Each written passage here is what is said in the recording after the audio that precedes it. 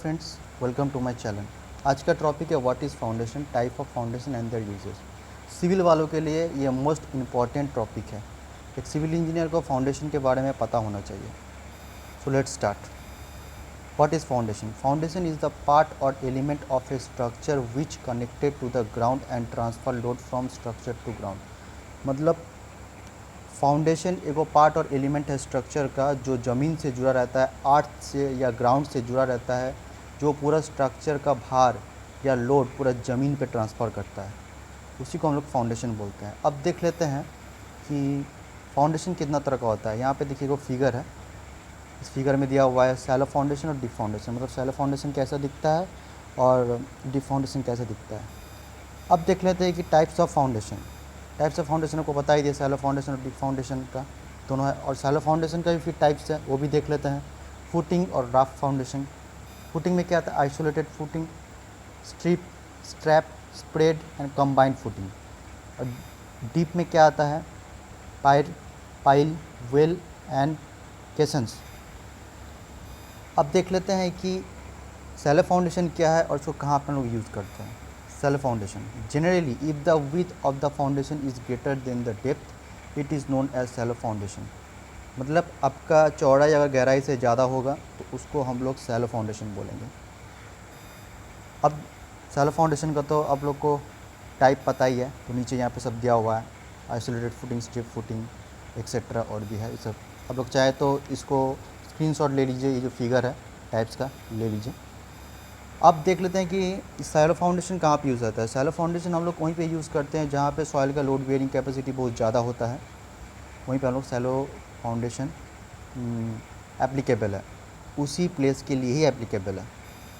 अब देख लेते हैं कि डीप फाउंडेशन क्या है और उसको हम लोग कहाँ यूज़ करते हैं।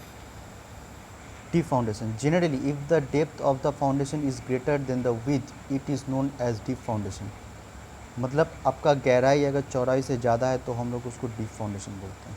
अब डीप फाउंडेशन में क्या क्या आता है थोड़ी देर पहले बता ही दिए, फिर हम एक बार बता देते हैं। Pile foundation, well foundation and cation foundation. अब डीप फाउंडेशन कहाँ पे यूज़ करते हैं, अब देख लेते हैं।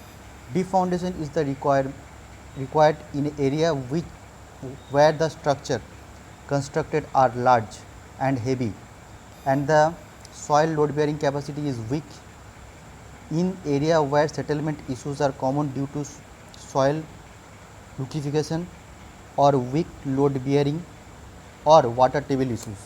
Instead, a foundation must be established deep under or even underwater where contact with stronger layer of the earth can be established.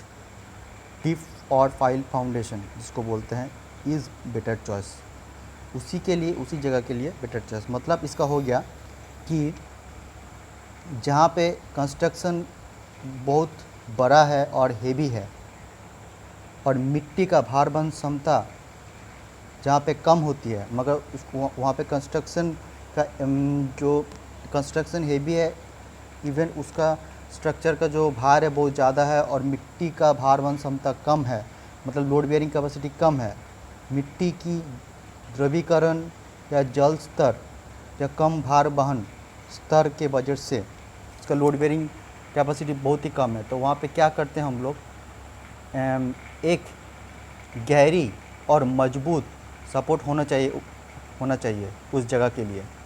तो हम लोग जहाँ से अर्थ का मजबूत लेयर के साथ संपर्क स्थापित करते हैं, मतलब इसीलिए स्थापित करते हैं। तो वो जो वहाँ का जो ग्राउंड लेवल है, उस ग्राउंड लेवल में हम लोग फिर डीप फाउंडेशन करते हैं। जैसे आपका डीप फाउंडेशन का यहाँ पे एगो आपका डायग्राम पहले हम दिखाए हुए थे, देख लीजिए। मजबूत लेयर के साथ उसका कांटेक्ट स्थापित करने के लिए ही हम लोग डीप फाउंडेशन करते हैं। मतलब जहाँ का वाटर टेबल इशू की वजह से और उसका मिट्टी का द्रवीकरण या जल स्तर की वजह से उसका लोड बेयरिंग कैपेसिटी कम हो जाता है, तो वहाँ पे हम लोग उसका, और वहाँ पे स्ट्रक्चर बहुत हेवी है और बहुत लार्ज है, तो वहाँ पे हम लोग मजबूत सपोर्ट के लिए वहाँ पे हम लोग पृथ्वी का मजबूत लेयर के साथ संपर्क स्थापित स्थापित करने के लिए ही हम लोग डीप फाउंडेशन करते हैं। आज का टॉपिक यहीं तक। आई होप आप लोग को कुछ समझ में आया होगा। अगर अच्छा लगा है ये वीडियो तो कमेंट करके ज़रूर बताइएगा। मिलते हैं अब नेक्स्ट वीडियो पे।